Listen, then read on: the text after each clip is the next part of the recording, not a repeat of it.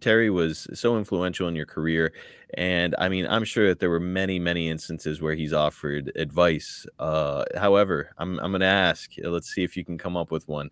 What would you say is the most significant advice that Terry Funk ever gave you? Hmm.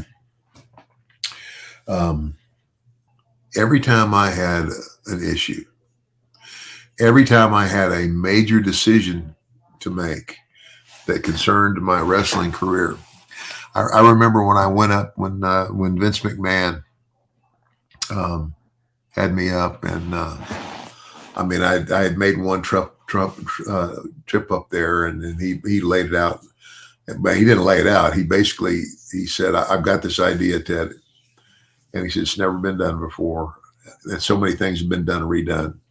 And he says, "I think that you're the guy for it. You interview well. You're great in the ring. You can do this." And but I said, "Well, what?" He said, "Well, like Ted, I can't tell you and tell you. I mean, you got to have enough faith in me to just sign the contract." And I said, "Well, I said, I really want to do this." I said, "But it's a major decision, so I need to think about it for a couple of days." And so he said, "Okay."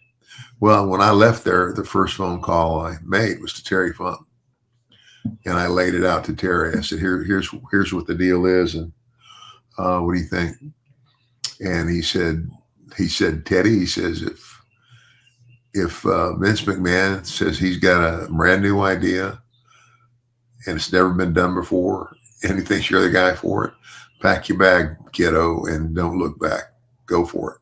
Absolutely. And of course, I thought that's what he was going to say anyway. But that's how much respect I had for Terry and his knowledge of the psychology of wrestling. And